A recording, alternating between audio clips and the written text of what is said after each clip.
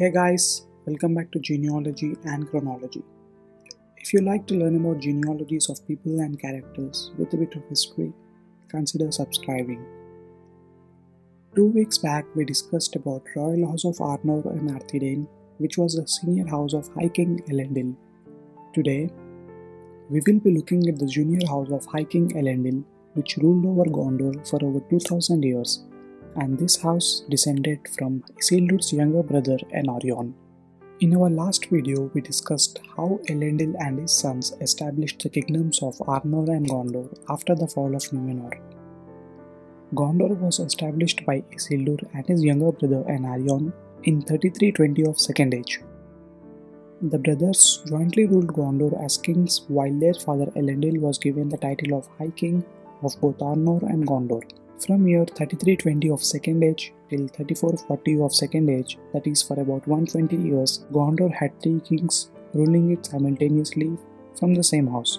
But soon House of Elendil would face war, and the finest kings and future heirs to the throne would perish in war against Sauron. Anarion would be first to die during the siege of Barad-dûr, dying from a stone cast from a catapult in 3440 of Second Age. Elendil too would die battling Sauron the next year in the Battle of the Last Alliance along with High King Gil-galad.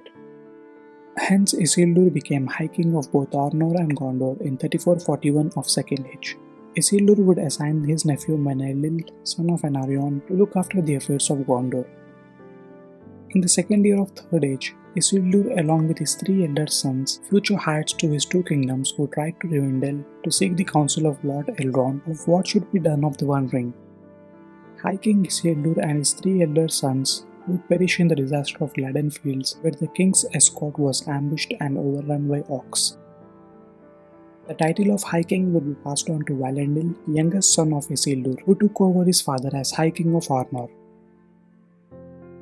Valendil did not claim the kingdom of Gondor from his cousin, and hence Menelil, who was already looking after the affairs of Gondor since his father's death, would be crowned as the 3rd king of Gondor.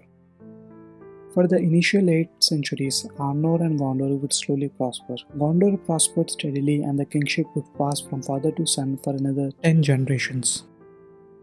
It was during the reign of the 8th king of Gondor, Romandikal I, that the office of steward was created to assist the king in ruling when kings were away from Gondor in times of war. Thus, the house of stewards would be established. Taranon Falastul was the 12th king of Gondor.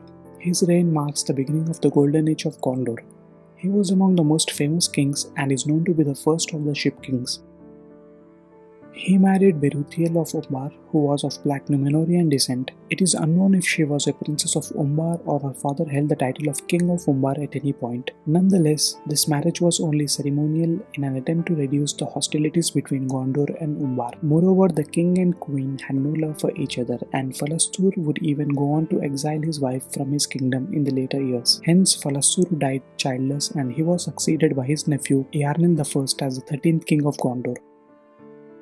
Eärnil I was succeeded by his son Criandil, and Criandil was in turn succeeded by his son Eärmendikal I. Eärmendikal I was the last of the Ship Kings, and Gondor was at the peak of its power during his reign. After his reign, Gondor would see its golden age decline.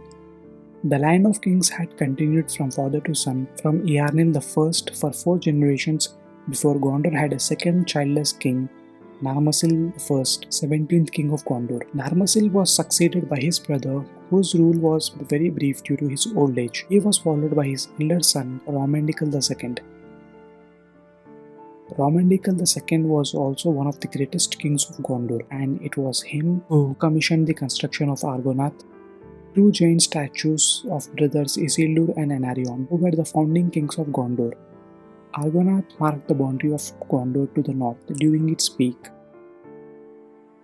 Romandikal II was followed by his son Valakar, who was sent to Rhovanion as an ambassador of Gondor before he had become king. During his stay in Rhovanion, Valakar married Princess Vidumavi, daughter of King of Rhovanion. This displeased many Gondorians who did not like the Númenórean blood mixing into lesser blood of Northmen. This also laid foundation to the first of the kinstrife that Gondor would see. After the death of Valakar, Eldacar assumed the throne of Gondor as 21st king. His legitimacy was questioned by his second cousin, Castamir, who was captain of the ships and also a descendant of Calmakil. Castamir marched to Osgiliath and sacked it along with his loyalists, and for the first time, Gondor would witness kinslaying. Orendil, eldest son of Eldacar and prince of Gondor, and future heir to the throne, would be killed in this strife. Eldacar would flee to Rhovanion after ruling for just 5 years. Castamir, as 22nd king of Gondor, is known for his unjust rule and cruelty. He ruled for 10 years before Eldacar, with the help of his kin from Rhovanion, attacked Castamir. Eldacar would personally kill Castamir, but his sons would flee to Umbar, taking much of the naval fleet of Gondor with them. The descendants of Castamir would trouble Gondor for many more centuries. Eldacar would be followed by his younger son, and the throne would be passed on from father to son for 3 more generations. It was during the reign of Menardil, 25th king of Gondor, great-grandson of Eldacar, when the descendants of Castamir would again attack Pelargir. Menelil would be slain in this sudden attack from the corsairs of Umbar. Menelil was followed by Telemnar as 26th king. His reign saw the onset of the Great Plague, in which much of Gondor's population perished. The king and his heirs would also die in this plague. The throne would pass on to Menardil's grandson, Tarandor, son of Minas-Dhan. Tarandor was succeeded by Telumetar, who finally avenged the death of his king by attacking Umbar and ending the line of Castamir the usurper once and for all. There would be 4 more kings who would succeed directly their fathers after Tarandor.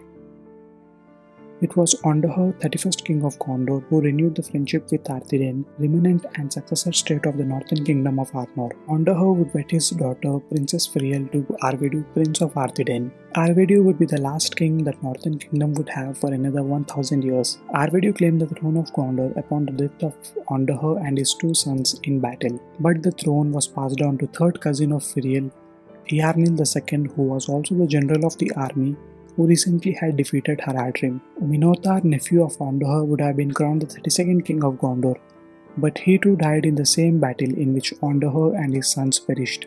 Eärnil II would send his son Eärnur, prince of Gondor, to assist Arvedu, king of Arthedain, against the war with Angmar. Eärnur would reach too late and Arvedu perished in the snows of north. Seeking revenge of the death of his kin, Eärnur rode to battle the Witch King, who challenged him for a duel. Eärnur would have battled the Witch King, but his steed would not move forward for the fear of Witch King. It was at this moment that Glorfindel prophesies that the Witch King's death was not written in the hands of a man. Eärnur would succeed his father as the 33rd king of Gondor. He had no desire for a wife and was a man hungry for battle. In the 7th year of his reign, the Witch King again challenged the young king for a duel for the second time. Mardil Vorenvos, steward of Gondor, would counsel the king to not accept the challenge of the Witch King, but the young king would not listen to him. Seeking revenge of his king and to overcome the embarrassment of not fighting the Witch King many years back, Eärnur would ride out to battle the Witch King to Minas Morgul. It is unknown what happened to the young king, and his fate remains unknown. Eärnur never returned from Minas Morgul, and it is assumed he was killed by Witch King. Eärnur had no heirs to succeed him. Stewards would not accept the claim to the throne from any of the descendants of Anarion to avoid any more civil wars. Thus, Gondor would be ruled by stewards starting with Mardil for 1000 years until King Elessar was crowned High King of the United Kingdom. I hope you all liked this video of the Royal House of Gondor. Be sure to subscribe, as in the next video we will be discussing about the Royal House of Numenor. Thank you.